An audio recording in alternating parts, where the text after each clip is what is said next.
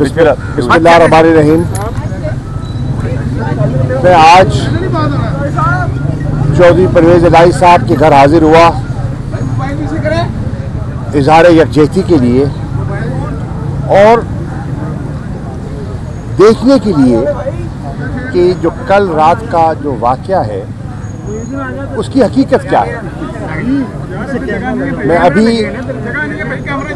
उनकी फैमिली से मिल के आया हूँ, उनकी अहलिया से, बहू से, अपनी बहनों से मिला हूँ और मुझे सुनकर बेपनाह सदमा हुआ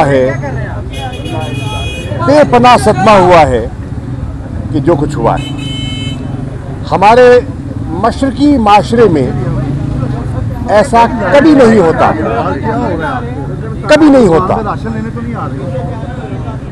चौधरी परवेज़ इलाही साहब प्रोटेक्टिव बेल पर थे, जानते हुए कि वो बेल पर हैं, उनके घर पर हमलावर हुए, चार दीवारी को पामाल किया गया, सर्च वारंट के बगैर घर में दाखिल हुए। मैं तो कमाल दाद देता हूँ उनकी फैमिली, उनकी है एक सियासी घराना है, सियासी सूझबूझ है और उन्होंने ऐसे मुश्किलात माजी में देखी हैं तो उन्होंने बड़ी बुर्दबारी से, बड़ी हिम्मत से मस्तूरात ने सारी इस कार्रवाई को हैंडल किया।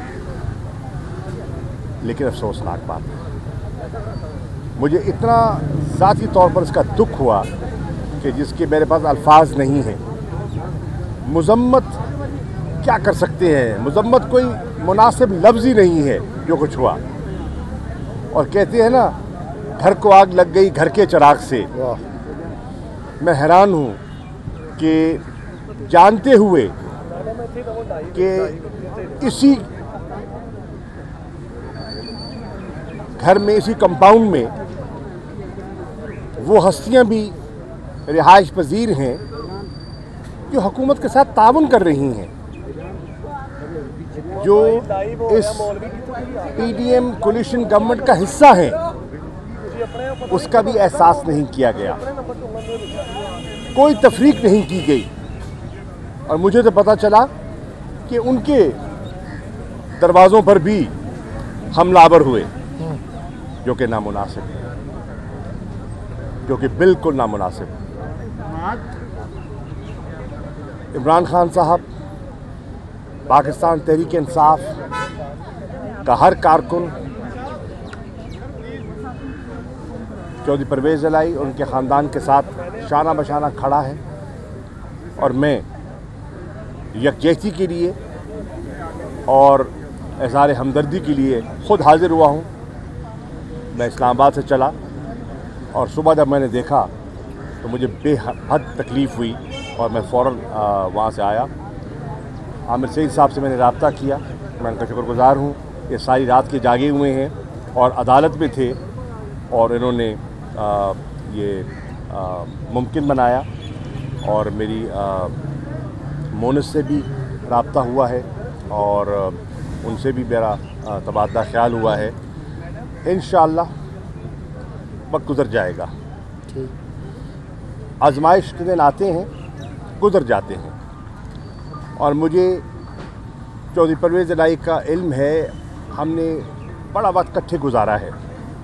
पंजाब में जब मैं था, हम एक काबीना में भी रहे हैं, हम पंजाब असेंबली के मेंबर कई मरतबा इकट्ठे रहे हैं, तो मैं उनके हौसले को, उनके अज़्म को मैं जानता हूँ। मैं इस घराने के सियासी कद काठ को पहचानता हूँ। चौधरी ज़हूर इलाही साहब का जो एक सियासी मकाम था वो पूरा पंजाब जानता है, किसी से पोशीदा नहीं है।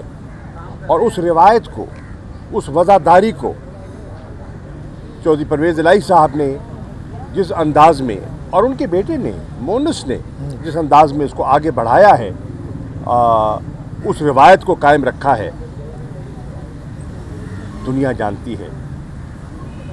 ये भी जानती है दुनिया कि जब शरीफ फैमिली पर एक मुश्किल वक्त आया तो चौधरी साहबान ने उन मुश्किलात में इजाफा नहीं किया।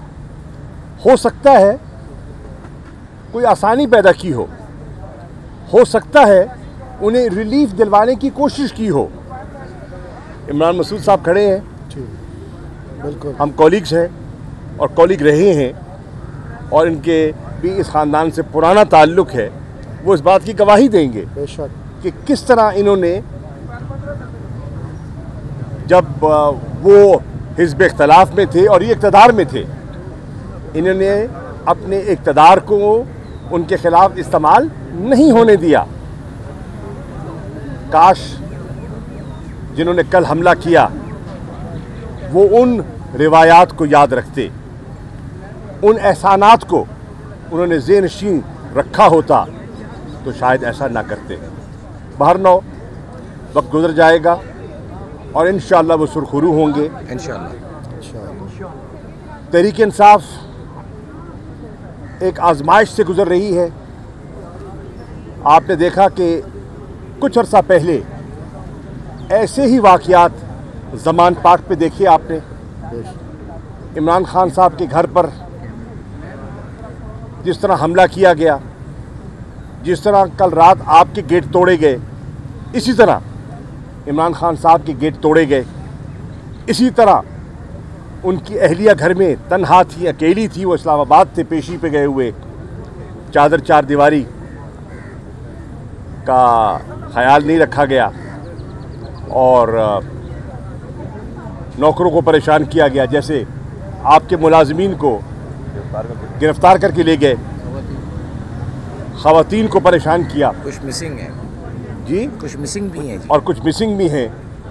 तो ये आजमाइश में से वो भी गुजरे हैं, आज आप गुजर रहे हैं। अली अमीन गंडापुर हमारे सेक्रेटरी जनरल हैं खैबर पख्तूनख्वा के, उनके साथ जो बीत रही है वो भी आपसे पोशीदा नहीं है। एक मुकदमे से आज़ाद होते हैं तो दूसरे मुकदमे में धर लिए जाते हैं और ये सिलसिला जारी है। इसके साथ साथ हमारे जो सोशल मीडिया के एक्टिविस्ट हैं, अज़हर मशवानी हैं, मैं किस किस का नाम लूँ, जो उन पे बीती है वो पूरी कौम देख रही है। मेरी ये गुजारिश होगी पाकिस्तान तहरीक इंसाफ के नज़रियाती कारकुनों से और जो इमरान खान के साथ हमदर्दी रखते हैं, मोहब्बत करते हैं उनसे, कि इस आजमाइश में हमने बिखरना नहीं है, हमने यकजा होना है। हमने यकजा होना है। हमने कानून का हमेशा एहतराम किया है और आप देखें कि इस फस्तायत के मुजाहरे के बावजूद चौधरी साहबान ने कानून का रास्ता इख्तियार किया, अदालतों के सामने गए और अदालतों से रिलीफ मांगी और मांग रहे हैं। हम उम्मीद करते हैं कि पाकिस्तान की अदलिया हमें इंसाफ देगी। शुक्रिया। ये बताएं कि आप सियासतदान हैं, एक तरफ मुज़ाकरात चल रहे हैं आपके हुकूमत के साथ, दूसरी तरफ मुकदमात भी हैं और इस तरह के वाक़यात हैं। अब आप क्या जो मुज़ाकरात हैं उनका फ्यूचर देख रहे हैं? कोई एक टेबल पे ये मामला हल होते दिखाई दे रहे हैं? और दूसरा एक जो अहम पॉइंट ये है कि आपकी हुकूमत भी 4 साल रही है, अदारे इसी तरह सियासी अलाकार बन के इस्तेमाल होते रहे, अब भी हो रहे हैं। ये कब तक ये इन चीज़ों को ख़त्म किया जाएगा? देखिए, कल हमारी नशिस्त हुई और कल ही इस्लामाबाद हाई कोर्ट में मैं भी मौजूद था, इमरान खान साहब की वहाँ पेशी थी। तो जब हम वहाँ से लौटे तो पता चला हमारे 33 के लगभग कारकुनों को इस्लामाबाद पुलिस ने उठा लिया। उन पर FIR नहीं थी, उन्होंने कोई कानून शिकनी नहीं की थी, कोई नुक्स अमन का वाक़या नहीं था, कुछ वहाँ इंसिडेंट नहीं हुआ। गाड़ी में बैठे लोगों को उठाया गया और इस्लामाबाद पुलिस ले गई। तो जब मैं गया वहाँ मुज़ाकराती टेबल पर तो मैंने वहाँ डार साहब से और जो वज़ीर कानून हैं तारड़ साहब, उनसे कहा कि ये मुझे समझाइए, एक तरफ मुज़ाकरात और दूसरी तरफ गिरफ्तारियां, ये तो तज़ाद है और ये हमारी समझ से बालातर है। मुज़ाकरात के लिए तो एक माहौल साजगार बनाया जाता है, जिसको आप कहते हैं इनेबलिंग इन्वायरमेंट। ये क्या आप माहौल बना रहे हैं या बिगाड़ रहे हैं? आप चाहते क्या हैं? आप इन मुज़ाकरात को मंतकी अंजाम तक पहुंचाना चाहते हैं या आप चाहते हैं कि यह गुफ्तन नशिस्तन बर्खास्तन है? तो बता दीजिए। बाहर नौ उन्होंने मेरी बात को सुनते हुए महसूस किया कि मेरी बात में वज़न है, तो उन्होंने फिर वज़ीर दाखिला से बात की और उन 33 हमारे कारकुनान को, जिसमें इमरान खान साहब के भांजे भी थे, उनको रिहा किया।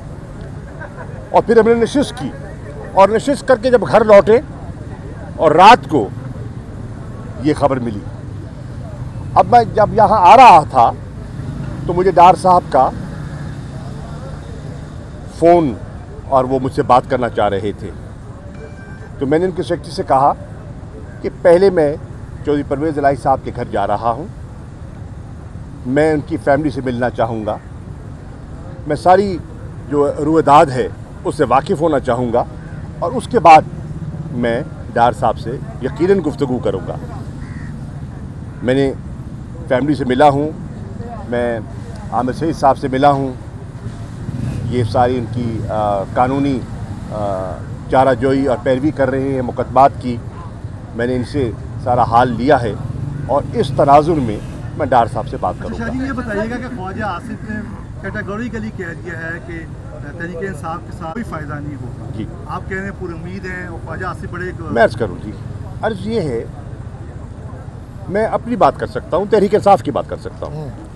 तहरीक इंसाफ मेज़ पर बैठी है नेक नियति से। हम दिलों का राज तो नहीं जानते, हम नेक नियति से बैठे हैं कि ये जो जमूद है ये टूटे और मुल्क को हम इस दलदल से बाहर निकालें और इंतखाबात की तरफ बढ़ें। अब उनके दिल में क्या है ये वक्त बताएगा, वक्त बताएगा। लेकिन इस वाक़े से माहौल बिगड़ा है, साजगार नहीं हुआ, हम रंजीदा हैं, हमें तकलीफ़ पहुंची है और मैं समझता हूं कि ये मुनासिब नहीं है। जब बात होगी तो मैं इससे ज़्यादा बात किए उनसे बात किए करने से पहले कुछ नहीं कहना चाहता, लेकिन ख्वाजा आसिफ साहब को मोहतात बात करनी चाहिए थी और अगर वो मुज़ाकरात के कायल नहीं है तो डार साहब को कहें उठ जाए। डार साहब को हमने ज़बरदस्ती तो नहीं बिठाया। ख्वाजा साद हकीक साहब वहाँ तशरीफ़ फरमा है, पीपल्स पार्टी के वहाँ लोग बैठे हैं, चीमा साहब काफली के वहाँ तशरीफ़ फरमा है, तो वो कोई ज़बरदस्ती, MQM के दोस्त बैठे हैं, कोई ज़बरदस्ती नहीं बैठे, अपनी सूझबूझ के मुताबिक बैठे हैं। और तहरीक इंसाफ ने नेक नियति से बात की है। हम चाहते हैं कि मामलात आगे बढ़ें आइन के दायरे के अंदर रहते हुए। अब देखते हैं कि बात किस करवट बैठती है। अच्छा साहब, ये बताइएगा, ख्वाजा आसिफ ने ये कहा कि अक्टूबर में इलेक्शन होंगे।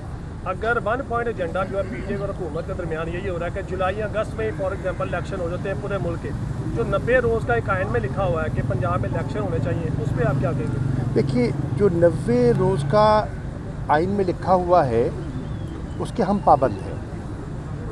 सुप्रीम कोर्ट ने जो फैसला किया है उन्होंने आइन की रूह के मुताबिक सही फैसला किया है। उस फैसले को हम कल भी तस्लीम करते थे, आज भी तस्लीम करते हैं और उन्होंने उस फैसले को सामने रखते हुए 14 मई के इंतखाबात की तारीख दी है।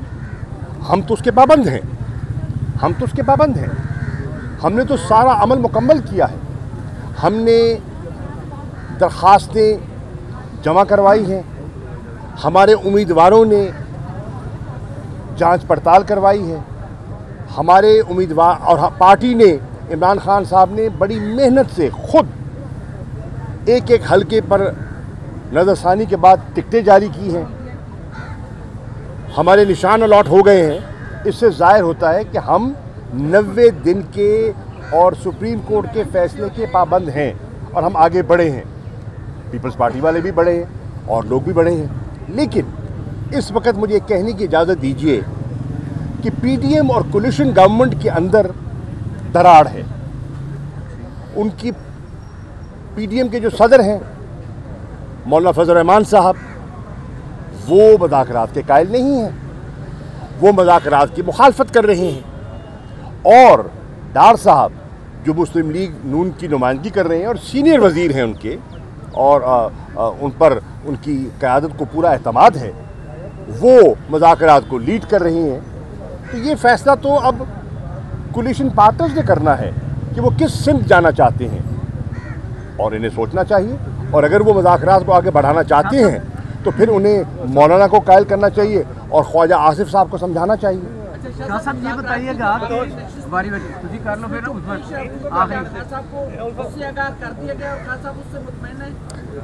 मैं यहाँ आने से पहले ज़मान पाक गया और मेरी इमरान खान साहब से मुलाकात हुई।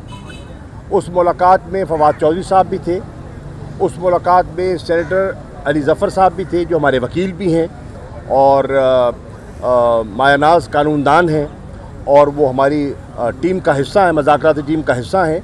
हमने जो पहली नशिस्त के बारे में इमरान खान साहब को आगाह कर दिया था जब हमारी मुलाकात हुई थी हाई कोर्ट के अहाते में, और कल की नशिस्त के बारे में मैंने उनको पूरी तरह आगाह कर दिया है और उनसे रहनुमाई भी हासिल की है। तो वो फुली अवेयर हैं हमारी सोच क्या है। देखिए, हम पॉजिटिव हैं। अब मैं उनके दिल के अंदर झांक नहीं सकता, वो कितने बाख्तियार हैं या नहीं हैं उसका अंदाज़ा उनको होगा, मुझे नहीं है।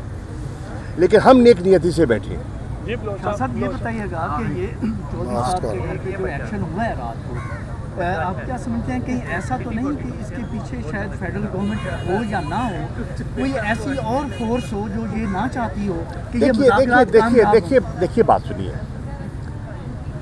इस वक्त फेडरल गवर्नमेंट के सरबराह कौन है?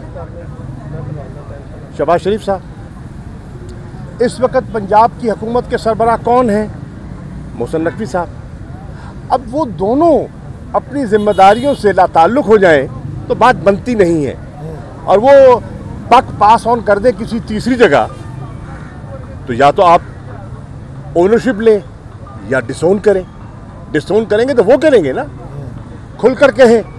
अगर वो समझते हैं वो फिर खुलकर कहें कि ये हमारी कारस्तानी नहीं है, ये हमने नहीं किया, खुलकर कहें ना, तो हमें बात समझ आए। और अगर वो ये नहीं कह सकते तो फिर ओनरशिप ले और कहे हाँ हमने किया है। Thank you. क्वेश्चन है सर, ये बता दीजिएगा कि अगर जमानत परवेज इलाही साहब की कल हो गई थी तो अदालत ने जो तहरीरी ऑर्डर जारी किया वो आज क्यों जारी किया? नहीं, देखिए आपने वो तहरीरी ऑर्डर पढ़ा होगा, उसके ऊपर डेट कल की डेट है, आज की डेट नहीं है, और कल की डेट का ही ऑर्डर है। कल का आप जो रिकॉर्ड देखिए, नीचे जो स्टैंप होती है वो स्टैंप हमेशा टेस्टेड बाद में होती है। कोर्ट का order. Thank you. Chaudhry Pervaiz Elahi जिंदाबाद।